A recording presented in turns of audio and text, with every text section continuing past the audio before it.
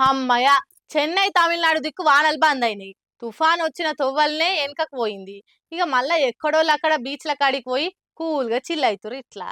నిన్న మొన్నటి దాకా వరదలలో ముంచెత్తిన తమిళనాడును వానలు వదిలేసి వెళ్ళిపోయినాయి. ఏడ చూడు నీళ్లతోని చెరువులైన రోడ్లు ఇప్పుడు మామూలు స్టేజ్కి వచ్చేసినాయి. రోడ్ల మీద కాగితం పడవలోలే కొట్టుకుపోయిన బండ్లు, కార్లు, బస్సులు చూసినాం కదా నిన్న మొన్నటి దాకా. ఇక ఇప్పుడు అస్సలు పడవలు చూడుర్రి ఎట్లా ఎంజాయ్ చేస్తారో పబ్లిక్ అవెక్కి. పచ్చని చిలకలు తోడుంటే, పాడే కోయిల వెంటుంటే, భూలోకమే ఆనందాలరివిల్లు అని పాటేసుకొని ఏమన్నా చిల్లవుతుర్రా.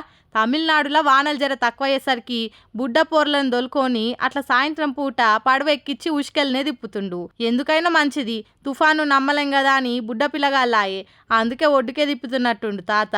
ఇక ఇది ఇప్పుడు సోషల్ మీడియాలో ఎక్కించేసరికి అమ్మయ్య వానలు తగ్గినాయి రా సామి అని కామెంట్లు చేస్తారు కొందరు.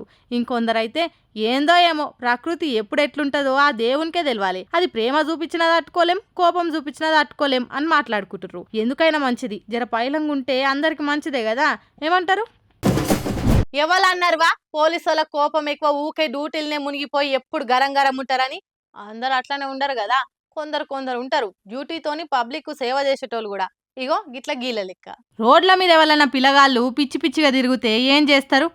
నడువురు రైడ్కి వెళ్ళి అని షీదిర్చుకుంటారు కొందరైతే ₹2-2 ఇచ్చి తోలుతారు. కానీ గీ పోలీసు వాళ్ళని చూడురి ఎంత మంచి పని చేసిరో. ఆడ కూర్చున్న చిన్నోనికి మతిస్థిమితం చక్కగా లేదు, మాటలు కూడా రావట. అయితే రోజు లెక్కనే రంగారెడ్డి జిల్లా Rachakonda commissionerate Meerpet police station కాడ డ్యూటీ చేస్తున్న పోలీస్ కానిస్టేబుల్ రాజేందర్ సుమన్లకు మాటలు రాని, మైండ్ చక్కగా పనిచేయని గీ చిన్నోడుగా అనిపించిండట.